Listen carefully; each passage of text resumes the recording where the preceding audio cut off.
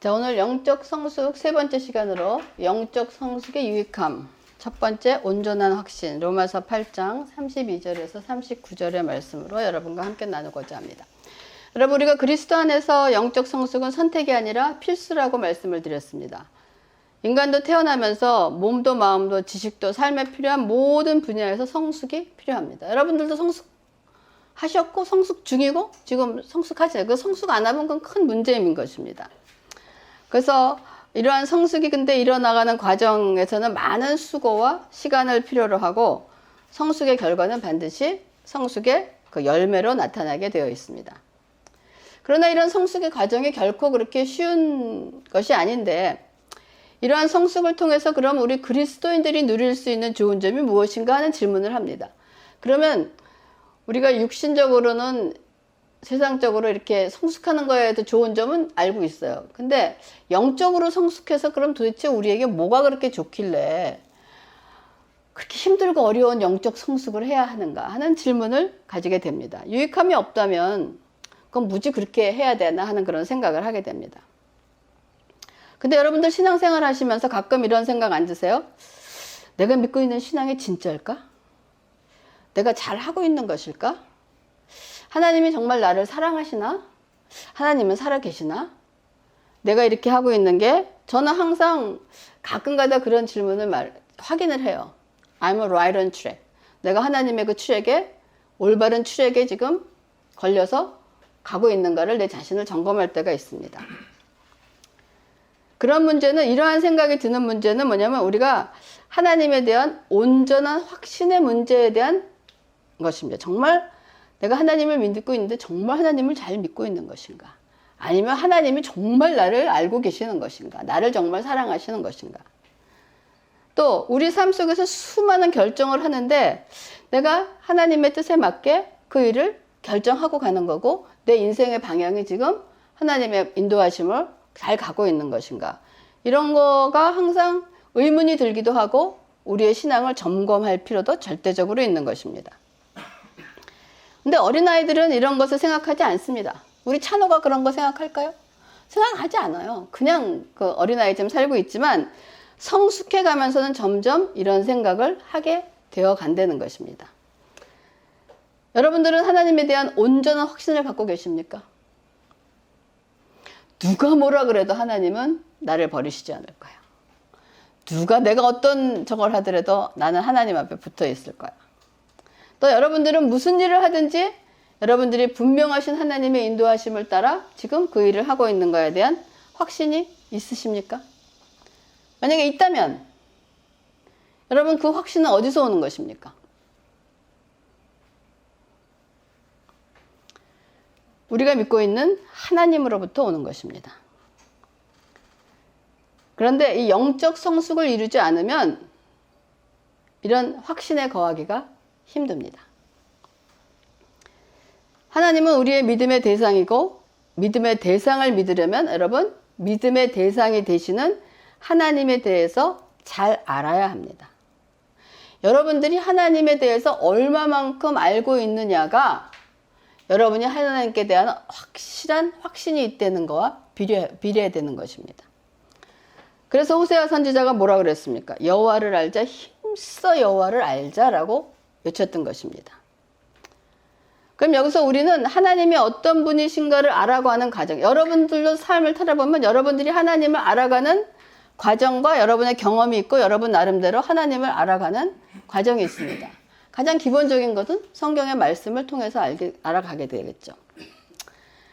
근데 우리가 일반적으로 우리의 삶 속에서 하나님을 알아가는 과정에서 우리가 지금 여러분의 인식 전환이 필요합니다. 어떤 인식 전환이 필요하냐면 우리들은 일반적으로 우리들의 삶 속에서 일어나는 일들의 결과를 보면서 하나님이 이런 분이시구나 라는 것을 깨닫게 돼요. 그렇죠? 대부분 그렇죠. 즉 나의 삶 속에서 하나님께서 베풀어 주시는 은혜를 하나님이 나한테 이런 일을 해주셨어. 이렇게 나한테 학교를 잘 가게 해주셨어. 나에게 이렇게 좋은 직장을 주셨어. 나에게 좋은 이렇게 신랑을 주셨어. 그래서 너무 감사해. 하는 그 렌즈를 통해서 하나님을 본다는 거예요. 이것도 방법 중에 하나입니다. 그러나 이것은 굉장히 어린아이와 같은 방법이라는 거예요. 근데 만약에 이 기준은 뭐냐면 전부 다 내 기준이에요. 아, 나한테 이렇게 해주셨으니까 너무 좋으신 하나님이에요. 기준이래요. 근데 여러분 인생에 살아볼 때 여러분 항상 우리에게 좋은 일만 일어납니까? 고꾸라지는 일이 일어나요. 그럼 어떻게 해요? 어려운 일이 생겼어요. 생각지도 못한 고난이 생겼어요. 그러면 이 고난으로 바라보는 렌즈는 뭐라고 고백합니까? 혼란이 와요. 하나님이 살아계신가? 내가 하나님 믿고 있는 거 맞아? 이런 혼란이 오는 것이 이것이 문제인 거예요. 그렇기 때문에 이와 반대로 저쪽 큰 렌즈를 통해서, 저쪽 렌즈는 뭐냐? 하나님의 목적과 계획을 통해서 우리의 삶을 보는 배움을 배운다면 하나님의 입장에서 나에게 일어나는 일들에 대해서 이해하는 수준이 되는 거예요. 여러분 그러면 여기서 보는 건 전자, 여기서 보는 거하고 저기서 보는 거하고 어느 쪽, 여기가 A, 저희가 B, 어느 쪽에서 보는 것이 하나님을 더 온전하게 바르게 이해할 수 있는 방법일까요? A? A라고 생각하는 손 들어보세요. B?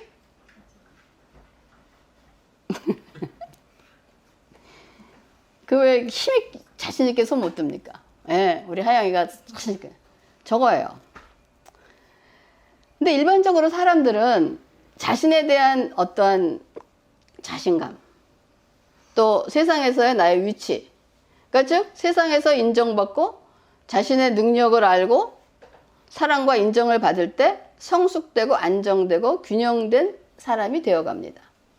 그러니까 사람이 나를 인정해주고 아 네가 이런 걸 하니까 존경받고 이럴 때 내가 안정되고 그런 그 균형 잡힌 사람이 되어갑니다. 근데 세상에서 이런 걸 자신감이라고 얘기하는데 영적 삶도 이와 마찬가지인데 저는 그리스도인들은 자신감보다는 진정한 자존감의 문제입니다.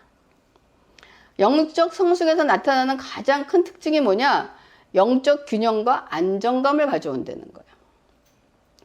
그 영적 균형과 안정감은 하나님이 나를 사랑하시고 나를 아끼시고 절대로 버리지 않고 내가 그분께 영원히 속해 있다는 확신이 강할 때 우리의 영적 균형과 안정감이 나타나게 되어 있습니다.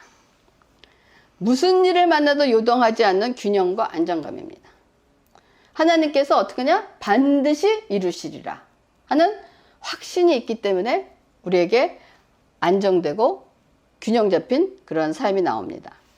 근데 문제는 우리의 삶이 잔잔한 물처럼 유유히 흘러갈 때는 우리 하나님은 나의 하나님, 할렐루야, 반석과 같은 믿음을 가지고 있죠. 그러나 파도가 있는 인생에 없는 인생이 어디 있습니까? 여러분도 아직 어리지만은 여러분 나름대로 그 인생에서 파도가 있습니다. 있었죠? 그리고 앞으로도 있을 것이고 지금도 있고 앞으로도 있을 것입니다. 그러면 과연 그 파도가 몰아칠 때는 어떻게 될 것인가? 이때 어린이와 같은 신앙과 성숙한 자의 신앙의 차이가 나오게 되어 있는 것입니다. 우리 신앙에 하나님에 대한 확신이 부족하면 우리는 힘을 잃게 돼요. 누가 나를 봐주는 사람이 없다는 거야. 힘을 잃게 되면 어떻게 되냐? 하나님에 대한 의심이 들어오기 시작합니다. 이거 정말 하나님이 살아계셔? 하나님이 정말 날 인도하셔? 그럼 의심이 들어오면서 어떻게 되느냐? 죄의 유혹에 빠지게 된다는 것입니다. 여러분 이것은 성경의 시작부터 사탄이 늘 해오던 계략입니다. 여러분 창세기 3장에 뭐라 그랬어요? 그런데 뱀은 여호와 하나님이 지으신 들 짐승 중에 가장 강교하니라. 뱀이 여자에게 물어 이르되 하나님이 참으로 너희에게 동산 모든 나무의 열매를 먹지 말라 하시더냐? 하나님이 그랬습니까? 너희 동산에 있는 모든 나무의 열매를 먹지 말라. 하나님이 그렇게 말씀하셨어요? 하나님 뭐라 그러셨어요? 동산 중앙에 있는 모든 나무는 먹을 수 있지만은 저 동산 중앙에 있는 저것만 먹지 말라라고 얘기했어요. 그거하고 모든 것을 먹지 말라는 것은 엄청난 뉘앙스의 의미가 차이가 있습니다. 그러고 나더니 뱀이 여자에게 이르되 너희가 결코 죽지 아니하리라. 하나님이 결코 죽지 아니하리라고 말씀하셨어요? 뭐라 그러셨어요? 죽는다. 죽는다는데 뭐라고 그 앞에 정령 죽으리라. 반드시 죽으리라고 말씀하셨다는 거예요. 이 사탄이 하는 일은 하나님의 말씀을 살짝 어떻게 합니까? 왜곡합니다. 살짝 트위스트 해갖고 아담과 하와를 향한 하나님의 마음에 그들이 생각할 때 하나님은 우리에게 후하지 않으셔. 하나님은 우리에게 인색하셔. 하나님만 좋은 거 갖고 우리는 저런 거 못 먹게 해. 라는 그런 마음을 갖게 하고, 하나님의 말씀은 그렇기 때문에 다 믿을 수가 없어. 저렇게 말씀하셨어. 나에게 향하신 그건 아니야. 하는 그런 속임수를 가지고 믿는 자들의 마음에 의심을 갖게 한다는 것입니다. 그렇기 때문에 예수님은 사탄을 거짓을 말할 때 제거 진짜처럼 말한다는 거예요. 그리고 그는 그가 거짓말쟁이여 거짓의 아비가 되었다라고 요한복음에서 말씀을 하셨습니다. 여러분, 팔랑귀라는 거 들어보셨어요? 팔랑귀? 이 중에서 나는 좀 팔랑귀예요 하는 사람 계세요? 팔랑귀가 뭐야? 귀가 얇아갖고 누가 이렇게 얘기하면 그 말에 싹 들어가고, 누가 여기서 저거 좋다 그러면 저로 가. 이게 팔랑귀란 거야. 여러분, 팔랑귀를 갖게 되는 이유가 뭘까요? 그러니까 잘 모르니까. 내가 어떤 사실에 대해서 확실하게 알고 있지 않기 때문에 누가 얘기하면 그게 맞나 보다 쓱. 또 모르니까 얘기했는데 저 사람이 얘기하는 거 맞나 보다 쓱. 이렇게 되는 거예요. 그러니까 그 확고한 지식이 없고 분명하지 않기 때문에 주관으로 넘어갈 수도 있고, 또 하나 다른 이유는 자기 욕심에 끌려. 이런 사람이 어떤 사람? 사기를 잘 당하는 사람이에요. 자기 욕심에 끌리면은 앞뒤가 모든 게 사실이 보이지 않기 때문에 그 욕심에 눈이 멀어서 그냥 누가 팔랑 이렇게 하니까 주식이 어떻게 된대요.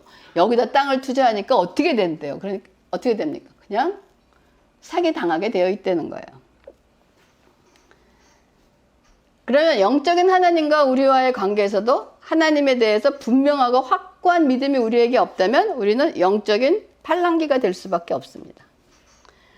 고난을 당하거나 뭔가 잘 일이 풀려나가지 않으면 예수 믿으면 잘 된다고 하는데 이게 무슨 일이야? 하나님은 사랑이시는데 이런 일을 이렇게 벌려? 이게 뭔 일이야? 영적인 팔랑귀가 될 확률이 아주 높습니다. 또 자기한테 좋은 일이 일어나면 하나님은 찬양하고 위대하다고 팔랑귀로 찬양하는데, 조금만 어려운 일이 생기면 금방 그냥 언제 그래. 우리 이스라엘 백성이 광야에서 했던 걸 잘 알 수 있지 않습니까? 근데 초대교회에서 그리스도를 섬기다가 바울보다 더 많은 고초를 당한 사람은 아마 없을 거예요. 그거 아마 고린도후서 11장 23절에서 27절에 보면, 이거 한번 읽어가면서 여러분 중에서 우리 중에서 이런 일을 당한 것이 있나 한번 체크해 보세요.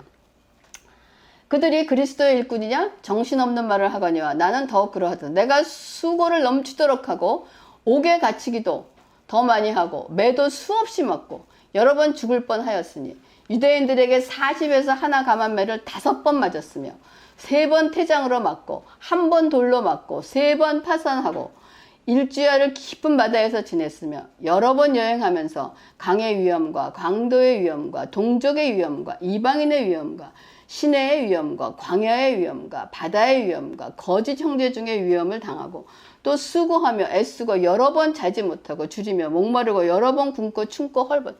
여기 우리가 이런 일을 당한 일이 있습니까? 사실 없습니다. 이 정도 되면 우리는 아마 돌아서고 남을 만한, 우리는 돌아서도 아마 12번 돌아섰을 것입니다. 근데 바울은 이런 상황에서도 하나님에 대한 믿음이 흔들리지 않으면서 자신이 처해 있는 모든 상황에서 영적 팔랑귀가 되지 않고 그리스도가 자기를 지켜주실 것을 확신하면서 위대한 고백을 선언합니다. 어떤 고백을 선언한지 아십니까? 로마서 8장 38절 39절입니다. 내가 확신하노니 사망이나 생명이나 천사들이나 권세자들, 현재일이나 장래일이나 능력이나 높음이나 기쁨이나 다른 어떤 피조물이라도 우리를 우리 주 그리스도 예수 안에 있는 하나님의 사랑 안에서 끊을 수 없다라고 선포합니다. 내가 확신한다는 거, 뭐를?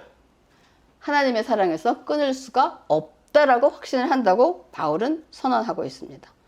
이 고백은 영적 성숙자들만이 가질 수 있는 여러분 특권입니다. 이거 아무나 이거 할 수 있는 거 아니에요. 영적 성숙자들이 할 수 있는 특권인 거예요. 하나님에 대한 온전한 확신은 결국 하나님의 사랑에 잠겨서 내 중심에서 벗어날 때 이루어질 수 있습니다. 그리스도의 공로가 아니고 내가 섬기는 거, 내 은사, 내 믿음에 의지할 때 그 확신은 일시적이고 거짓된 확신에 불과합니다. 그래서 예수님이 뭐라 그러셨어요? 예수님은 참 포도나무고 우리는 가지라 그랬어요. 그리고 내가 이 반석 위에 내 교회를 세운다. 이거는 내 중심이 아니라 하나님 중심으로 갈 때 우리는 하나님에 대한 온전한 확신을 가지고 수 있는 것입니다. 그러면 모든 그리스도인들은 여러분 온전하고 완전한 확신을 가지고 있습니까? 여러분 온전하고 확신한 믿음을 가지고 있습니까? 우리 아까 복음성가 부를 때 그랬었죠. 갈보리 십자가 저 언덕 너머에 언젠가 우리가 온전케 되리라고 찬양하지 않았습니까? 우리는 already but not yet입니다. 우리가 육신을 입고 이 땅에 사는 동안 우리에게 여러분 온전함은 없습니다. 다만 그 온전을 향하여 나아가고 있는 현재 진행형입니다. 우리는 그 온전을 향해서 진행해서 나가고 있다는 거예요. 그러므로 진정한 그리스도인들도 각 개인에 따라 정도의 차이가 있지만 부족함을 채우면서 온전함을 향하여 우리가 지금 나아가고 있다는 거예요. 이게 좋은 소식 아닙니까? 그렇죠? 그러므로 확신이 부족하다는 것이 진정한 크리스천이 아니다라는 증거는 아닙니다. 내가 확실한 증거가 이렇게 만약 부족하니까 나는 그런 크리스천이 아니, 이거를 얘기하는 것이 아니라는 거예요. 중요한 것은 진정한 성도들은 어떤 이런 확신에 참여하기 전까지 오래 기다리고 많은 어려움을 겪는다는 것입니다.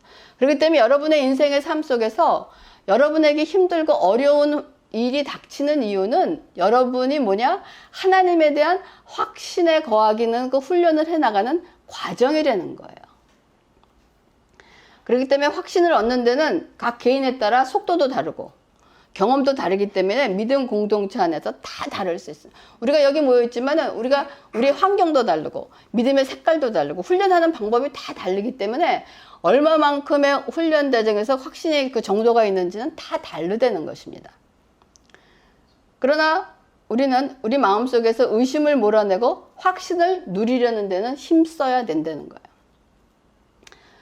그러나 하나님을 향한 온전한 확신의 열쇠는 여러분 우리가 가지고 있는 것이 아닙니다. 내가 하나님께 확신해야지, 확실히 믿어야지 해갖고 내가 의해서 있는 것이 아니고 하나님께 있다는 것을 알아야 됩니다. 이 말씀의 의미는 내가 무엇을 해서 확신이 얻어지는 것이 아니라 하나님이 어떤 분인지를 제대로 이해할 때 비로소 하나님에 대한 확신이 생긴다는 것입니다. 오늘 본문에서 바울은 하나님의 자녀들을 위협하는 그 어떠한 힘에도 흔들리지 않을 수 있는 이유를 제시하고 있어요. 아까 쭉 했잖아요. 기근이나 핍박이나 죽음이나 끊임, 칼이나. 그럼에도 불구하고 바울은 로마서 8장 31절에서 35장의 말씀을 통해서 확신의 삶을 세울 수 있는 확신의 절대적인 기초가 무엇인가를 알려주고 있는 거예요. 즉 우리는 무엇을 근거로 해서 하나님에 대한 확신을 가질 수 있는 거에 대한 대답이 뭐냐? 로마서 8장 31절에서 35절입니다. 그런즉 누가 이 일에 대하여 누가 무슨 말 하리요? 만일 하나님이 우리를 위하면 누가 우리를 대적하리요? 자기 아들을 아끼지 아니하시고 우리 모든 사람을 위하여 내주신 이가 어찌 그 아들과 함께 모든 것을 우리에게 주시지 아니하겠느냐? 누가 능히 하나님께서 택하신 자들을 고발하리요? 의롭다 하신 이는 하나님이시니 누가 정죄하리요? 죽으실 뿐 아니라 다시 살아나신 이는 그리스도 예수시니 그는 하나님 우편에 계신 자요 우리를 위하여 간구하시는 자시라. 누가 우리를 그리스도의 사랑에서 끊으리요? 환난이나 공고나 박해나 귀근이나 적신이나 위험이나 칼이라 라고 얘기하고 있습니다. 바울은 여기서 누가 이런 일을 우리에게 할 수 있느냐라는 그 질문에 누가 그러는 것은 여러분 그 말씀의 뉘앙스가 뭡니까? 없대는, 감히 누가 이런 일을 할 수 있냐 하고 그런 얘기를 하는 거예요. 근데 31절과 35절의 말씀을 보면서 결론이 뭐냐? 35절인 거예요. 누가 우리를 그리스도의 사랑에서 끊으리요? 환난이나 공고나 박해나 기근이나 적신이나 위험이나 칼이냐라고 얘기하고 있습니다. 우리를 끊어낼 사람이 없다는 거예요. 저와 여러분을 하나님 예수 그리스도 안에 있는 사랑에서 하나님의 안에서 우리를 끊어낼 자는 이 세상엔 아무도 없다는 것입니다. 우리를 그리스도 안에서 흔들어 보려고 사용하는 재료들, 환난, 곤고, 박해, 기근, 적신, 위험, 칼, 이런 걸 다양하게 나열하지만 우리의 삶 속에서 일어나는 모든 일 가운데서 일어나는 모든 일들이 그 어느 것도 우리의 그리스도의 관계를 끊어지게 하는 것은 없다라고 얘기하는 거예요. 그러면 바울은 이런 심각한 시련 속에서도 어떻게 이런 확신을 가질 수 있느냐 이거예요. 우리가 힘들고 어려운 가운데서 하나님이 우리에게 이렇게 해주신다는 확신을 어떻게 가질 수 있느냐 이거예요. 확신을 가질 수 있는 건 뭡니까? 싸움에서 이길 수 있다는 확신이 있으면 그 싸움이 무섭습니까? 확신이 뭐냐면 이 모든 일에 우리를 사랑하시는 우리가 어떻게 이기더라도 넉넉히 이긴다는 확신이 있었기 때문에 이런 것이 와더라도 고민이 거동이 없다는 거예요. 바울이 여기서 고난에서 벗어났기 때문에 확신합니다라고 하지 않았어요. 시련에서도 내가 시련함에도 불구하고 내가 확신한다고 하지 않았습니다. 뭐냐? 내가 고난의 한 복판에 있을지는 나는 이거 넉넉히 이긴다 라고 하기 때문에 어느 누구도 그리스도의 사랑에서 나를 끊어낼 수 없다라고 얘기하는 겁니다. 자, 우리가 하나님에 대한 확신을 할 수 있는 그 가장 기본적인 기초가 뭐였냐? 아무도 우리를 끊어낼 수 없다는 거. 여러분 잊지 마시기 바랍니다. 우리가 무슨 상황과 어떤 상황에 있어도 우리를 그리스도 안에서 우리를 끊어낼 자가 없다는 것입니다. 그러면 없다는 거는 어떻게 알 수 있느냐? 로마서 8장 32절인 거예요. 바울이 하나님에 대해서 어떤 면을 알고 있기에 도대체 이렇게 담대하게 이거를 선포할 수 있느냐? 어떻게 이렇게 확신을 가질 수 있느냐? 자기 아들을 아끼지 아니하시고 우리 모든 사람을 위하여 내주시니가 어찌 그 아들과 함께 모든 것을 우리에게 주시지 아니하겠느냐? 여러분, 성경은 하나님의 기적과 이적을 청하시면 성경은 굉장히 논리적입니다. 이거 논리적으로 우리는 성경을 이해하고 그 말씀이 우리 안에 적용이 돼야 돼요. 지금 바울이 아무도 끊어낼 수 없다. 난 담대히 이긴다. 나는 넉넉히 이긴다. 그 넉넉히 이기는 이유가 무엇인가를 그냥 억압으로 믿어. 너를 이기게 할 거야. 이게 아니고 말씀을 통해서 논리적으로 우리에게 제시하고 있다는 거야. 우리는 하나님 머리 주셨잖아요. 이 논리적으로 이것을 통해서 볼 때 그것이 우리에게 믿음으로 들어오게 되어 있는 것입니다. 여러분, 일반적인 가족의 삶에서 아들이 어려움에 빠지면 그를 보호하기 위해서 죽음도 불사하는 것이 아버지입니다. 그렇죠?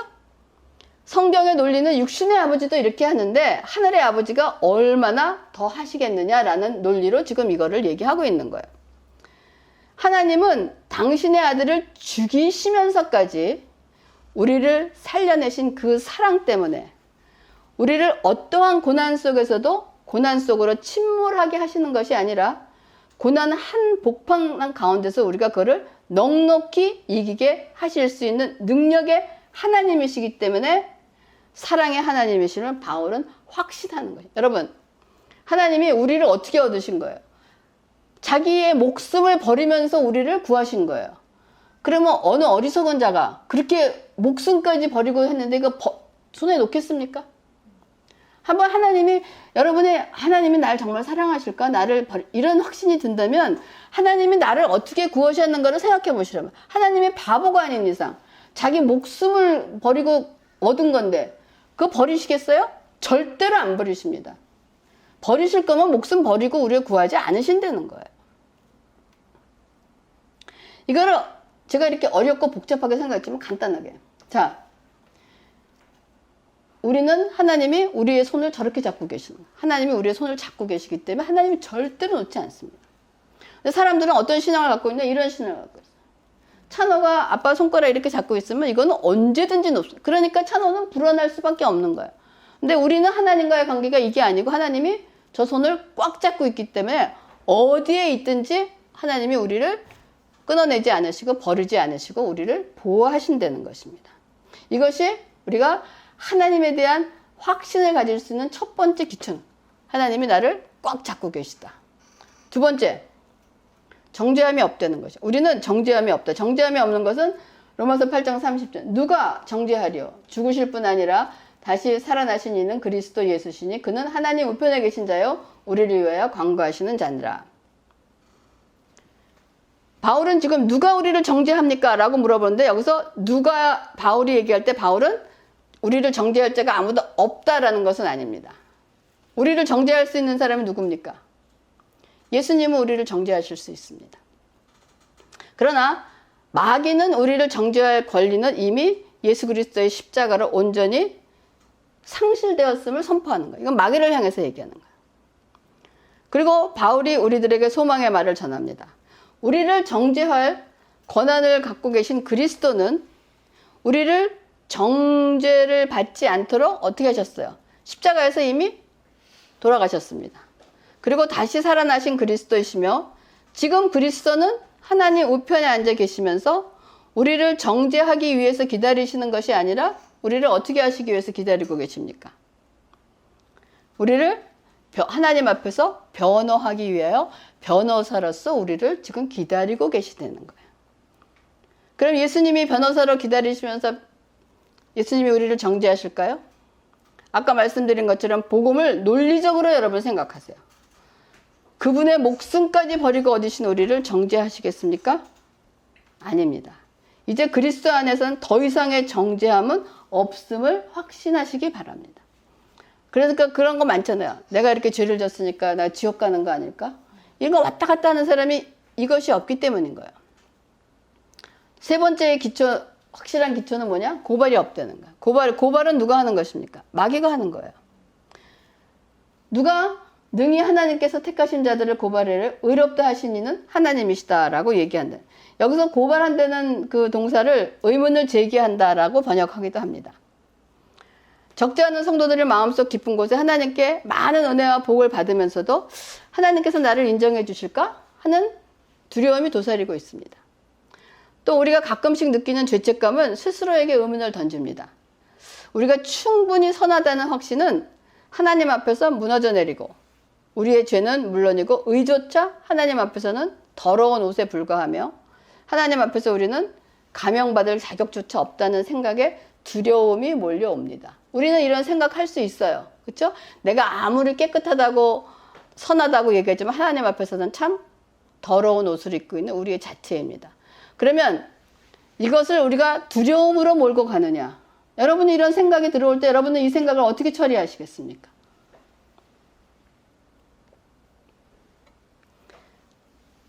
복음 안에 열쇠가 있어요. 그럼 복음의 논리를 우리에게 어떻게 적용해야 하느냐? 복음, 좋은 소식은 죄인들이 의로워질 수 있다는 소망을 주는 것이 지금 복음이에요. 우리 죄인들이 의로워질 수 있다.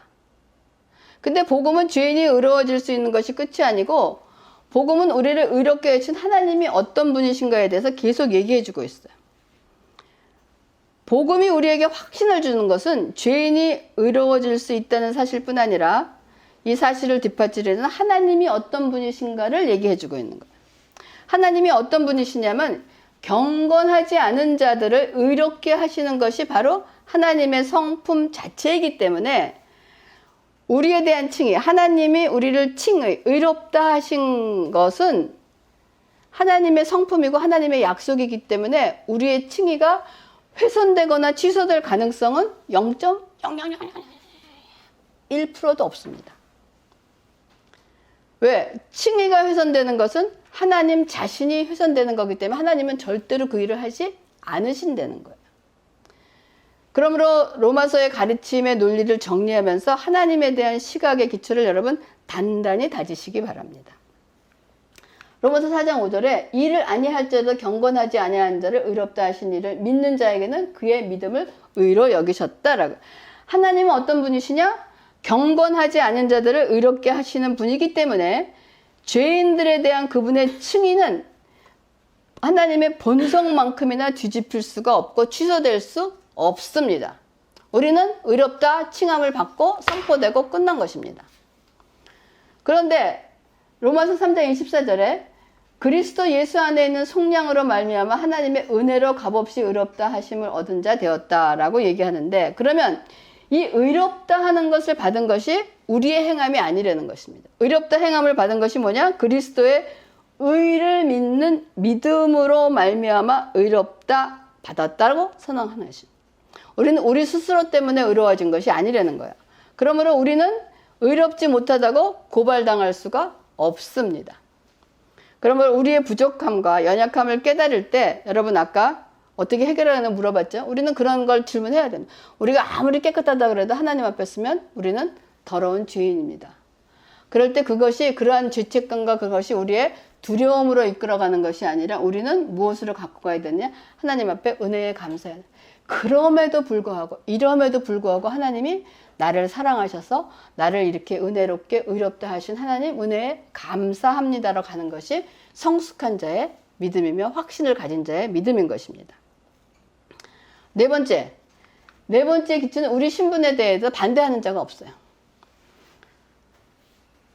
8장 30절 그런즉 이 일에 대하여 누가 우리가 무슨 말 하리요 만일 하나님이 우리를 위하시면 누가 우리를 대적하리요 라고요. 여러분 세상에서는 우리를 반대하고 공격하는 것들이 많이 있습니다. 그러나 바울은 누가 우리를 대적하리요 라고 자신 있게 말하고 있는데 단 조건이 뭐냐 하나님이 우리와 함께 하실 때 우리와 대적할 자가 없다라고 얘기하는 거예요. 그러면 성경에서 우리가 누구를 대적하려 그러면 대적할 자가 없다는 것입니까? 우리가 하나님과 함께 하는데도 우리에게 대적하는 사건들이 세상에서는 일어나고 있습니다. 이것은 우리가 세상에서 우리가 반대에 부딪힐 일이 없다는 것이 아니라 그 반대하는 일이 있음에도 불구하고 하나님이 함께 하시기 때문에 그 반대로 인해서 우리가 무너지지 않는다는 것입니다. 중요한 것은 그럼에도 불구하고 바울이 이렇게 확신으로 말할 수 있는 것이 무엇이냐? 여러분들이 너무나 잘 아시는 로마서 8장 28절입니다. 이거 우리가 다 같이 한번 읽어보겠습니다. 시작! 우리가 알거니와 하나님을 사랑하는 자 곧 그의 뜻대로 부르심을 입은 자들에게는 모든 것이 합력하여 선을 이루니라. 하나님은 우리를 향한 그분의 목적을 무너뜨리는 힘들을 우리를 무너뜨리라고 공격하고 하는 것들을 어떻게 하시냐? 이용하신다는 거예요. 그렇게 해서 오히려 하나님이 그 목적을 이루어 가신다는 것이 모든 것이 협력하여 선을 이루는 것입니다. 그러므로 여러분들은 우리는 하나님의 눈으로 상황을 바라보는 법을 배우고 익혀야 되는. 이렇게 보면은 맨날 넘어집니다. 어린아이가 맨날 넘어지고 두렵고 힘들고 어려워요. 우리의 인식 전환이 어떻게 되냐? 저쪽에서 나를 바라봐야 되는. 내 상황을 바라보면서 힘들고 어려울 때 나는 끊어지지 않는다. 난 넉넉히 이길 수 있다. 누가 우리를 대적할 자가 없다. 누구를 나를 반대할 자가 없다. 난 넉넉히 이긴다. 왜? 하나님이 모든 상황을 가지고 어떠한 상황에 대해서도 그 상황은 하나님의 뜻으로 만들어 가시기 때문에 결국은 우리가 넉넉히 이기는 사건으로 볼 수 있다는 것입니다. 그러므로 여러분들이 지금부터 해야 될 것은 우리가 육신의 눈으로 볼 수 없는 것들을 성숙하게 되면 보게 되는 것입니다. 우리의 영원한 유익을 위한 개인의 역사를 포함한 모든 역사를 일일이 조율하시는 하나님의 보이지 않는 손을 여러분이 보게 될 것입니다. 이러면서 확신이 자라기 시작하면서 그리스도 안에서 우리 아버지 되신 하나님에 대한 확신을 가지게 되는 거예요. 여러분 영적 성숙의 유익함은 우리를 하나님에 대한 온전한 확신으로 인도합니다. 온전한 확신으로 인해서 우리들은 안정되고 균형 잡힌 성숙한 그리스도인이 되어가는 것입니다. 그러니까 여러분 지금부터 여러분이 이렇게 갖고 있었지만 이것을 여러분이 정리를 못했기 때문에 모르는데 오늘 이 시간부터 여러분은 하나님에 대한 확신이 굳건하게 내린 줄 믿습니다. 그 확신을 가지시고 염려하지 마시고 넉넉히 이기는 그러한 삶을 살게 되어 있다는 것입니다.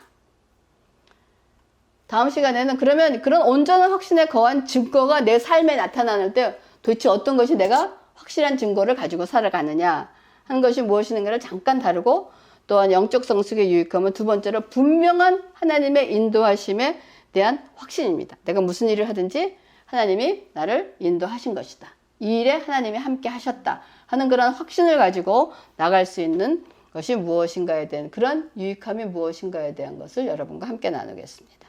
기도하겠습니다. 하나님 감사를 드립니다. 하나님 우리가 영적으로 성숙돼야 되는 것은 선택이 아니고 필수입니다. 그것을 해야 되는 이유는 아버지 하나님 주님 안에서 안정되고 균형 잡힌 영적 성숙자가 되기를 원합니다. 아버지 하나님 저희들에게 주신 이 말씀 안에서 이제는 어느 누구도 우리를 끊어낼 수 없음을 고백하며 그리스도 안에서 어떠한 환경 가운데서 넉넉히 이김을 주신 하나님을 찬양하며 모든 일을 합력하여 선을 이루시는 하나님에 대한 믿음의 확신으로 아버지 하나님께 영광 돌리며 우리의 삶을 거뜬히 살아내는 저와 여러분이 될 수 있도록 인도하시고 축복하여 주시옵소서. 아버지 감사를 드리면서 모든 말씀을 예수님의 이름으로 기도합니다. 아멘.